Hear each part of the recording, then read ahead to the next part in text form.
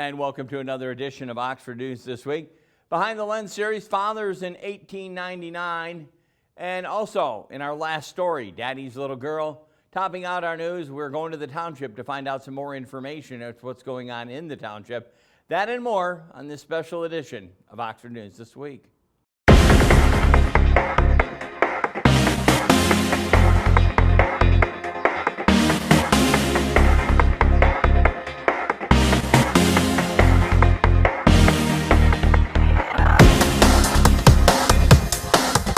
At the June meeting of the Oxford Township Board of Trustees, the board reviewed the township audit financial reports for the ending year of December 2022. Certified public accountant Raina Emmons delivered the good news concerning the audit, which was conducted by Michigan-based PSLZ LLP. This year, the general fund added $1.8 million to the general fund balance. We had a property taxes increased. Of course, you didn't increase the millage. It was all taxable value increase at about 2.26%. The year before that was about 3.73%. So nice increases with taxable value. Also, state shared revenue, a big part of the story this year. A significant jump. Usually we're bumping along at 1-2% increase in state shared revenue, but this year, in the fiscal year 22, the township received the census adjustment from the state. So and they did it retroactive to 2020. So in April of 2022, we received a nice 2-year census adjustment. Basically, township did, of course, had a population increase, which adjusted your formula up, and you got a nice increase in, over $500,000 in state shared revenue that you would not have otherwise had. We all work together. There's a change in this group from years ago. Treasurer Ferrari, we work together on beating up this interest rate and getting better investments. Clerk Wright, we work hard. All of the trustees are on committees that are trying to do right for this community. But all in all, I think we're farther ahead today than we were years ago with the growing community we have. For residents who want to read the complete audit, it will be made available on the Oxford Township website. Check their website out for more. Another item of interest to be looking for. Township's website is a Tri-County Broadband Speed Survey going out, which could provide some federal funding to access areas if they need it. Oxford Township Clerk Curtis Wright explains how you can help possibly bring the internet closer to Oxford. There's a Tri-County Broadband Survey that's out there, and they need a little bit of publicity on this. What it is, it's looking to see where broadband service can accommodate little or no broadband service available in Oxford Township. We got a lot of dead cells out in the northeast part of the township. So that's something that if I can get the Oxford Reader to do maybe a small article or maybe do it on our Facebook page. But in a nutshell, it's a survey by Merit Network to distribute a short broadband survey for residents because current coverage maps do not accurately portray broadband access, speed, and reliability. It's important for those things to be known since there are upcoming federal funding opportunities to help update infrastructure. So I've had some conversations with Spectrum on this, and they are leading the charge to try to get monies to actually supply broadband up in these areas if the monies are awarded. So, but if you have any needs to assist in this survey, you can contact me or the whole Oakland County. They might be able to give you some information as well. So any help would be appreciated, especially for those that probably don't have broadband in Oxford Township. There's probably a couple hundred people that qualify for this. For more information on the survey, again, contact Clerk Wright at the Oxford Township offices. Sad story, Oakland County Sheriff Office confirms that Tonino Zecchini, a 55-year-old Lake Orion resident, died on Friday from an apparent drowning after falling out of the boat in Lake Orion. At about 5:40 in the evening on Friday night, deputies from the Oakland County Sheriff's Search and Rescue Team were dispatched to the 600 block of Victoria Island to locate a missing boater. Police say the man was found in about 15 feet of water from shore, approximately 6 feet of water by the family friend.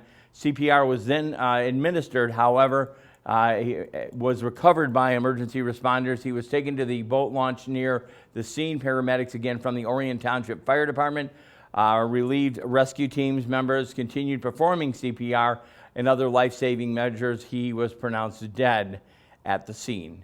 An autopsy is still scheduled for the circumstances resulting from this incident.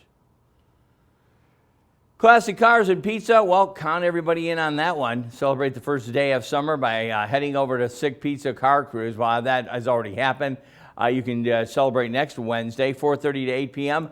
Folks are invited to gather in the downtown Oxford Northwest Quadrant to experience two life's greatest joys, vintage vehicles and heavenly pizza.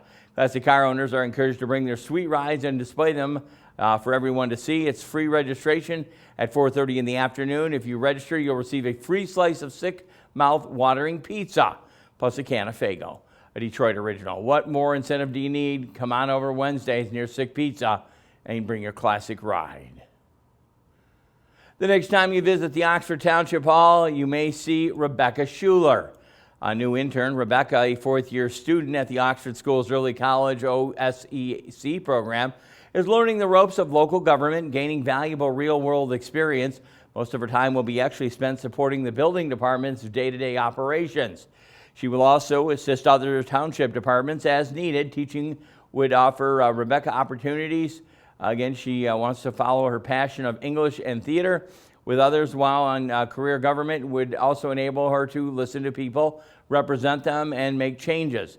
Rebecca enjoys singing, is a member of the Women's Choir and Bella Voice of Oxford High School. She also is a member of the Oxford High School Theater program and has been involved in a number of productions, including The Little Women, Newsies, and The Little Mermaid. Rebecca, a self-described theater nerd, has worked behind the scenes and performed on stage.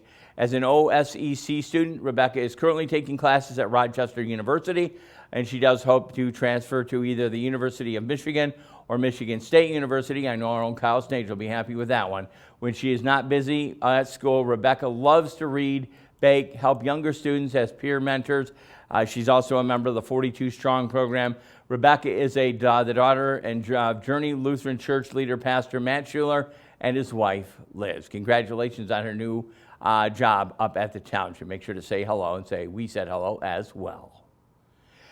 There's a growing need in the area for the Oxford Orient Fish Food Pantry. It's looking to meet the need. On an average, the pantry helps 520 individuals from 220 families on a monthly basis. BAME, the spokesperson, BAME donated 20,000 pounds a month to those families. Oxford and Orient Fish provides emergency aid in the form of food. The agency refers individuals to the Oxford, Addison, Orion, and Oakland townships. According to their website, Fish works closely with other family aid agencies to assist those in need. And this past May, the National Association of Letter Carriers, they had their Stamp Out Hunger program. That's where you leave food at the door. The annual food drive resulted in 11,000 pounds of food that were actually donated locally to Fish. If you would like some more information on how you can actually help the Fish program, you can contact them, and also thank your letter carrier for participating in that fundraiser earlier in May. Again, Fish is a local organization, and they are looking for donations. And if you'd like to help out with that, contact them. They are located at the Fish Food Pantry at 1060 South Lapeer Road in Oxford Township. Its mailing address is P.O. Box 732, Lake Orion, Michigan 48361. A Fish office is open Tuesdays, Wednesdays, Thursdays 9 to noon. The food pantry is open Tuesday, Wednesday, Thursday, and the third Saturday of every month. They ask people to call, make appointments. Anyone seeking assistance, all they need to do is contact their office at 248-628-3933. Once again, the Oxford Orient Fish, a very valuable community organization here in the local community. Oxford Township's residents Fred and Sharon Norman celebrated the first day of summer by volunteering at the community garden at Seymour Lake Park, and a couple harvested some lettuce, spinach, herbs, and all was donated by the Free Meals Program, which is, of course, part of the Emmanuel Congregational United Church of Christ on Hovey Street. Fred and Sharon have lived in Oxford since 1973, and they thank you for all the hard work you do, and they enjoyed harvesting all the vegetables the other day on the first signs of summer. Please take a brief 5-minute survey and broadband speed test that will help create an accurate map. We did talk about this during the township part of the newscast. The Tri-County, Oakland, Macomb, and Wayne are looking for data to be leveraged and assist broadband users in planning their efforts ahead. The survey, and you can learn more by logging on to michiganmoonshot.org/Tri-County. People who do not have internet service at home and cannot display a web page or cellular service, you can contact them at Moon at 1-855-613-1746. Residents who wish to request a paper survey, you can do so by calling area code 313-625-0029. And in our Behind the Lens segment, as we so often do, we want to say a belated Happy Father's Day. And from the Northeast Oakland Historical Museum, we found this photo. Business professional men from the Oxford Village from 1899.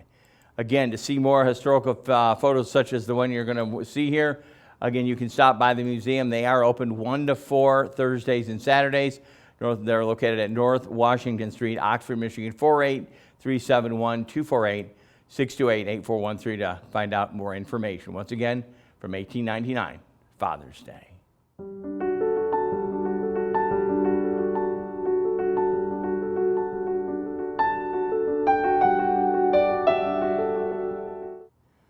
And in our last story today, we'll just call it Daddy's Little Girl.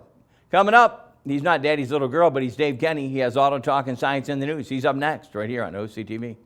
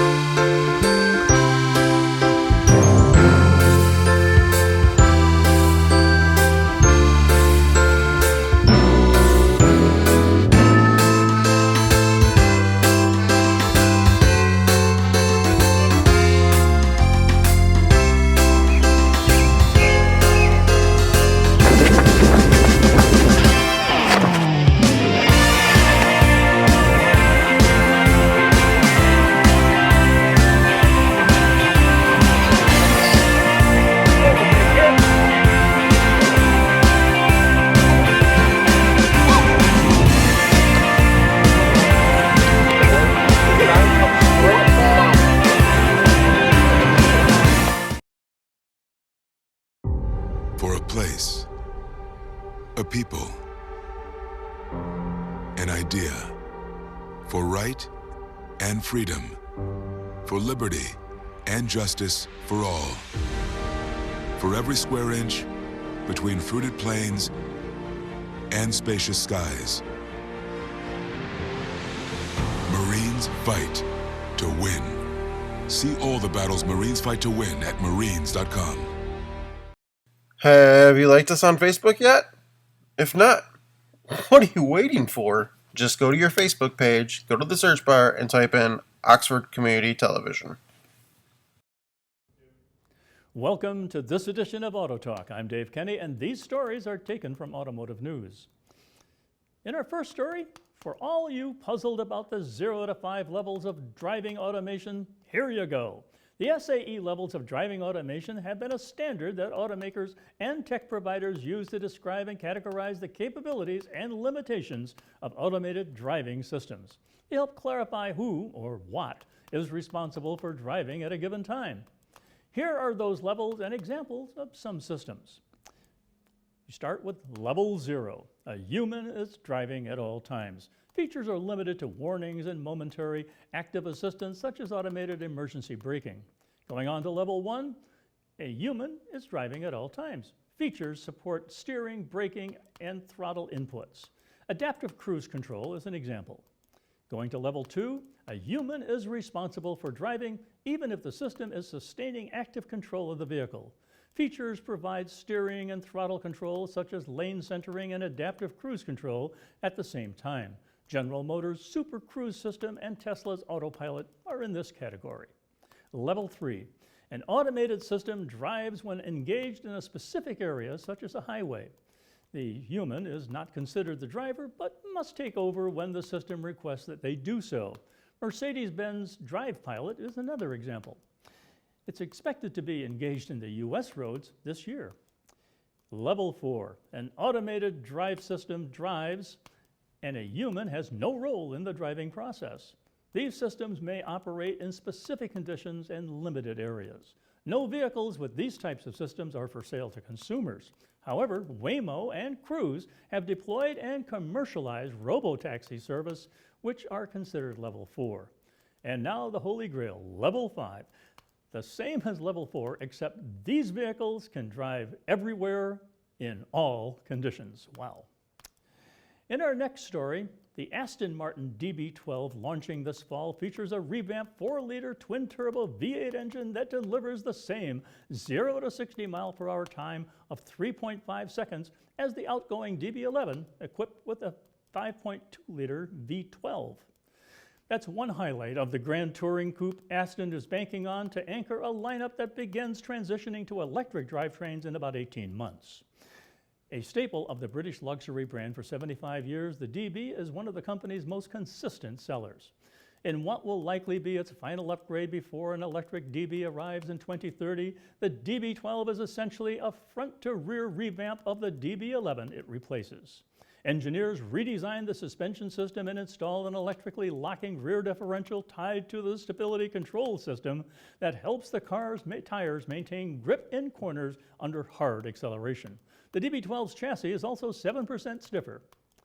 Under the hood, the Mercedes-Benz Source V8 pumps out 671 horsepower, up from 528 available in the 2023 DB11 V8, and topping the 630 horsepower delivered by the V12. Power goes to the rear wheels through an 8-speed automatic transmission, and the DB12 sports numerous interior upgrades. The Mercedes-based infotainment system has been replaced by an Aston Martin-designed system, the company's first.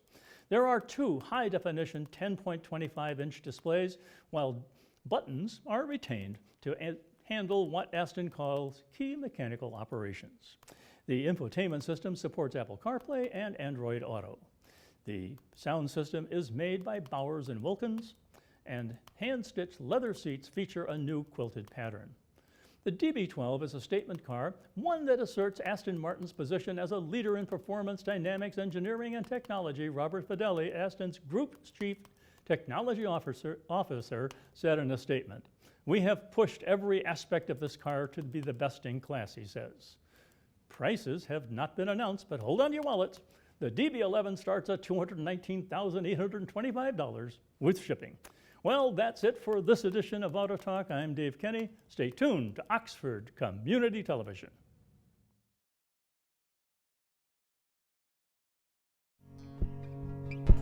Canine Stray Rescue is Oxford's own local dog rescue. Each year they take in hundreds of dogs and bring them into suitable homes. A certified nonprofit organization, Canine Dog Rescue strives to give pound dogs a new leash on life. To donate, adopt, or even volunteer, call them at 248-628-0435 or go to their website, dogsaver.org, and click on the Canine Stray Rescue League link.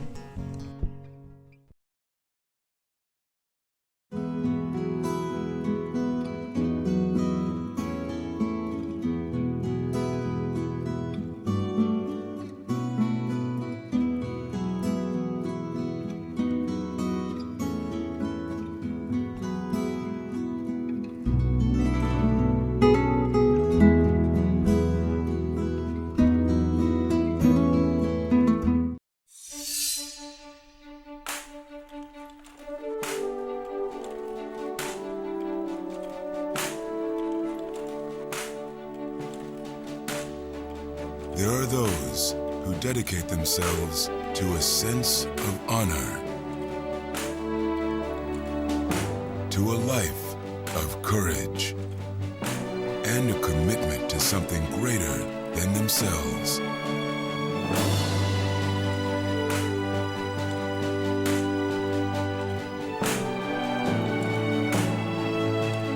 They have always defended this nation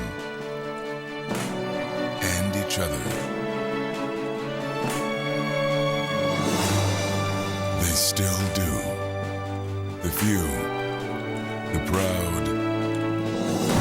The Marines.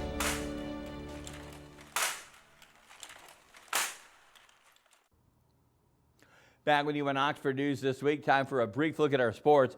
Congratulating the Oxford 24th Street and Health Quest team beating the Clarkston the other day. The first game 20-10. We do cover senior softball here on Wednesdays, and you can see them the games on OCTV. Also U12 and U14 as well.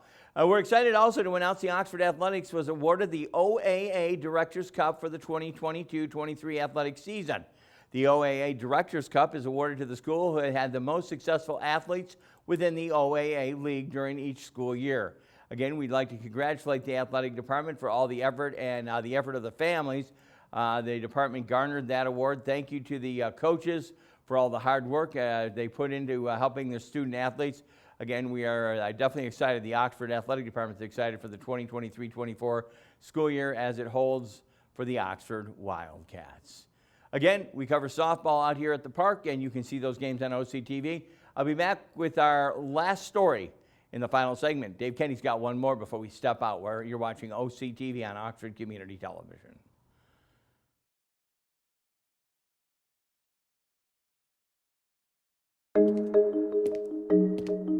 When it comes to vaping, the truth can get clouded. So let's make it clear. Vaping is not safe for kids, teens, or young adults. It's just not. Because vaping can put microscopic particles into your lungs. And dangerous things like metals and volatile organic compounds into your body. And nicotine, the same highly addictive substance found in regular cigarettes. Nicotine can harm a person's brain development through their mid-20s. Affecting learning, memory, attention, and impulse control, and priming the brain for other addictions. Vaping products also come in kid-friendly flavors that can make them appealing to youth. And many kids also use other drugs, like marijuana, in vaping devices. With appealing flavors, high nicotine levels, and lots of promotion on social media, many kids think vaping is harmless, but it's not. So talk to your kids about the risks of vaping, because when you talk, they hear you.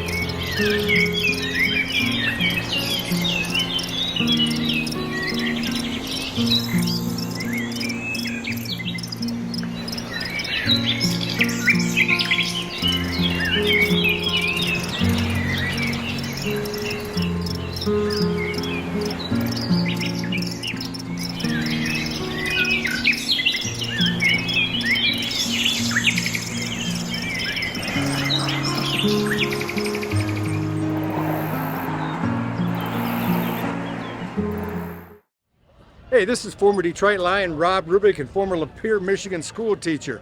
You're currently watching OCTV, Oxford Community Television. Enjoy it. Welcome to Science in the News. I'm Dave Kenny, and this story is taken from New Scientist. Over the course of about 2 decades, humans pumped enough water out of the ground that we've shifted the Earth's poles by almost 1 meter. This is equivalent to the polar drift caused by melting Greenland ice over the same period. Most people would go about their lives and wouldn't be aware of the Earth's wobbles or the drift, says Clark Wilson at the University of Texas in Austin. He and his colleagues modeled how changes in the distribution of water around the planet have affected the drifting of the poles. Some of that polar wander is down to natural causes. Because Earth isn't a perfect sphere, it wobbles like a top several meters each year. The poles also drift due to changes in the distribution of mass around the planet, such as the movement of water due to the changing seasons. There are a number of things contributing to polar drift, and they all add up, says Wilson. Filling reservoirs and pumping groundwater both play a part, as well as climate change, melting glaciers, and the resulting sea level rise, although it wasn't clear how big the effect of each might be. Wilson and his colleagues modeled the drift using estimates of the amount of groundwater pumped between 1993 and 2010. totaling around 2,100 metric gigatons, and the associated rise of sea level, which they estimated at 0.3 millimeters per year. The polar drift attributed to these changes from groundwater pumping amounted to about 80 centimeters. Wilson said this is especially due to large aquifers located at mid-latitudes, which have the greatest effect on polar drift. The only thing that affected the drift more than changes in groundwater was the rebound of land masses after the lost weight of melted glaciers after the Ice Age.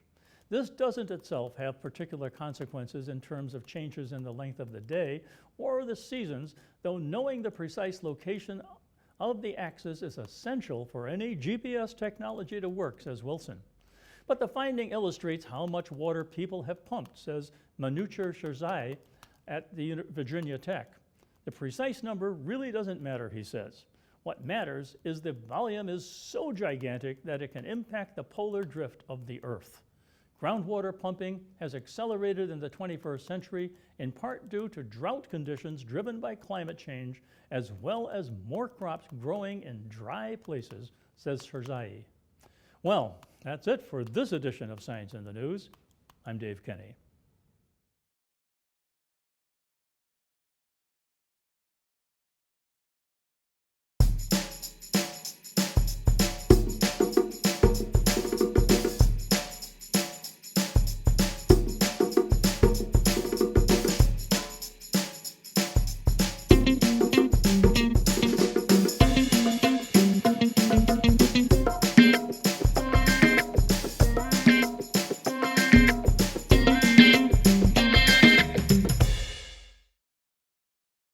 You budget. You pay bills.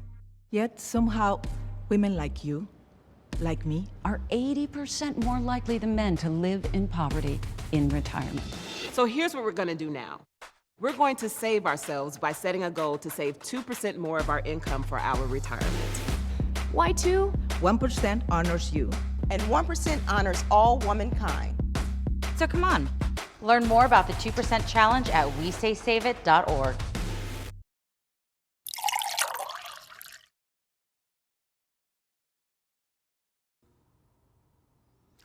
Welcome back to the last segment in a series of stories that we call Our Last Story. And we're going to call this last story, just before we say goodbye, Daddy's Little Girl. This past weekend, we honored and celebrated the men in our lives and the men who actually shaped us, guided us, and stood by our side no matter what was going on. Being a dad to someone means being there for the big moments as well as the little moments and everything in between. Showing up inside is not a chore, it's an actual privilege. Coming home to the family dinners, game nights, movie nights, bedtime stories, and not an obligation, but a joy to be had. Once again, a belated Happy Father's Day to all the dads and granddads and uncles and father figures in our lives. In this last picture, in the last story, we will just call this the innocent, savored, and treasured. We'll call this Daddy's Little Girl.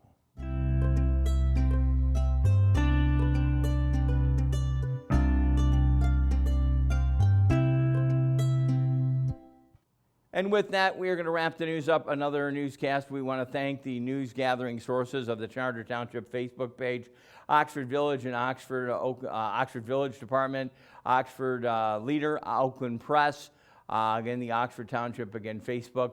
Credits going out to CJ Carnacchio and, of course, the Oxford Leader. OCTV can be viewed on Spectrum Charter Channel 191, Channel 99 on the ATT UVerse system, YouTube, Rumble, and Facebook. Folks can even download the Roku apps on a smart TV. Watch OCTV programming if you are interested for available groups for producing a public service announcement, or maybe you even have a show idea, and maybe you would like to volunteer. Contact our office number. It's 248-628-9658. Thanks to the producer and director, the one that gets it all ready for us, Kyle Stage, videographer Al Campbell, editor Marissa Ruska, and program coordinator Dan Zweiss, program director Connie Miller, and our own station manager who runs around all the time and lets us know what's going on, Terry Stiles. And for everyone here at OCTV, I'm Jim Hughes, hoping you have a safe week, and I invite you back next time. And again, we will take a look at Oxford News this week.